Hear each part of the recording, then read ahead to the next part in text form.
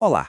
Hoje a gente vai mergulhar num problema jurídico que se arrasta há mais de 100 anos no Brasil. Uma situação que afeta a vida de incontáveis produtores rurais. E vamos analisar também um novo projeto de lei que promete, enfim, dar um jeito nisso. Então, vamos lá entender essa história. Para começar, essa citação de um jurista francês, que foi até destacada num dos relatórios do Senado, resume perfeitamente o nosso tema. Sabe, ela mostra bem essa briga entre as leis supercomplexas que o Brasil tem sobre terras e o que de fato acontece no campo. É exatamente essa tensão que está no centro de todo esse problema. Então vamos direto ao ponto. O X da questão aqui é uma insegurança jurídica gigantesca que paira há gerações sobre quem é dono de terras nas enormes faixas de fronteira do Brasil. Olha que interessante, os próprios documentos do Legislativo usam uma metáfora bem forte para descrever isso. Uma espada de Damocles. A imagem é de uma ameaça constante, ali pendurada por um fiozinho de perder a propriedade a qualquer momento. E isso, mesmo para quem comprou a terra legalmente décadas atrás. Imagina viver com essa incerteza. E olha, essa ameaça não é só uma ideia, não. Ela tem consequências muito concretas. Os produtores simplesmente não conseguem crédito, porque os bancos olham para o título da terra e não aceitam como garantia. E sem essa segurança, quem é que vai fazer investimentos pesados de longo prazo? Ninguém. No final das contas, isso segura a produção agrícola e acaba prejudicando a economia inteira. Tá, mas como foi que a gente chegou nesse ponto? Para entender a solução que estão propondo agora, a gente precisa primeiro voltar no tempo e entender a origem desse nó jurídico todo. O coração de tudo isso está nesse conceito aqui, venda a non domino. É latim, mas a ideia é bem simples. Significa que alguém vendeu uma coisa que não era sua. No nosso caso, foram os estados que venderam terras que, por lei, pertenciam à União, ou seja, ao governo federal. Então, essa venda por quem não era dono aconteceu basicamente de duas maneiras. Primeiro, os estados venderam terras que, na verdade, eram da União. E segundo, os estados venderam terras que eram deles mesmos, mas sem pedir a permissão do Conselho de Segurança Nacional, que era uma exigência para áreas de fronteira. Qualquer um desses dois caminhos já criava um título de propriedade com um defeito de nascença, lá na origem. E, gente, isso não é um problema de agora. Essa linha do tempo mostra que a confusão toda começou lá no século XIX. Para piorar, com o tempo, a própria definição do que era faixa de fronteira mudou várias vezes, o que só aumentou a bagunça. Até tentaram resolver com uma lei em 2015, mas não deu certo. E é por isso que estamos aqui, discutindo uma nova proposta. Os próprios relatórios descrevem as tentativas do passado com uma imagem bem forte, uma porta giratória. Ou seja, o produtor entrava tentando regularizar sua situação, mas a burocracia era tanta, a desconfiança era tão grande que ele era praticamente expulso do sistema sem resolver nada. Um ciclo sem fim.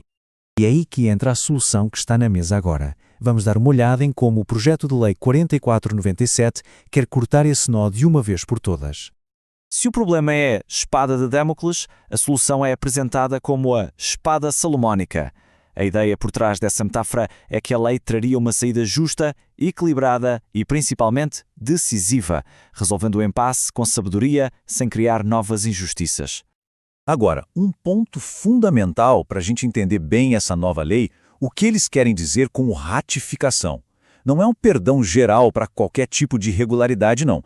O objetivo é bem específico. Curar aquele pecado original do título, aquele defeito lá na origem, e só.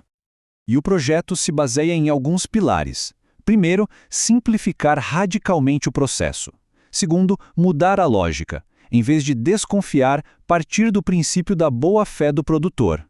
Terceiro, focar só no problema original.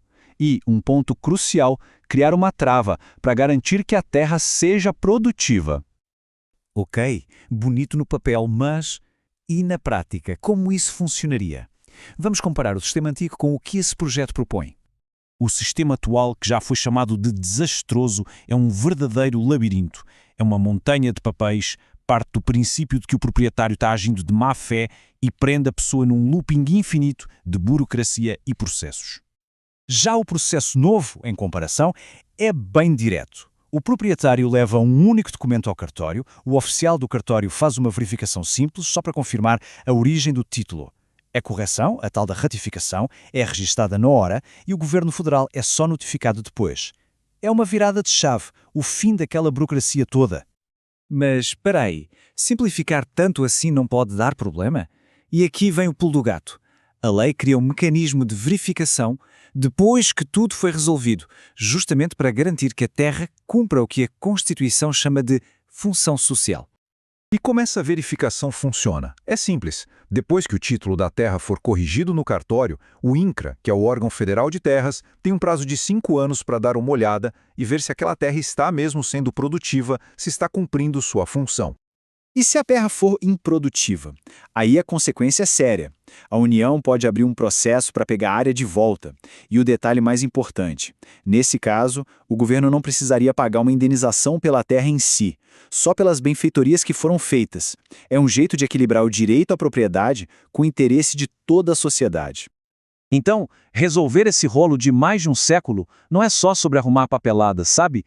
É sobre destravar um potencial econômico gigantesco para o Brasil. O impacto fica muito claro quando a gente põe o antes e o depois lado a lado. Hoje, a insegurança jurídica segura o crédito e inibe a produção.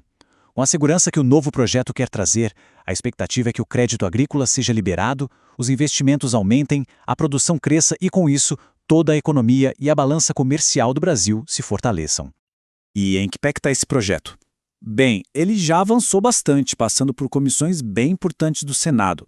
Mas para a gente ter o cenário completo, é importante dizer que também houve oposição, como o voto contrário do senador Beto Faro na Comissão de Agricultura. Isso mostra que o debate sobre o tema continua vivo. E a gente termina com a grande pergunta que resume todo esse desafio. Depois de tantas tentativas que não deram certo, será que a simplicidade e a aposta na boa-fé são de verdade a chave para resolver um dos problemas de terra mais antigos e complicados do Brasil? A resposta para essa pergunta vai definir o futuro de uma parte enorme e muito produtiva do país. Obrigado pela companhia.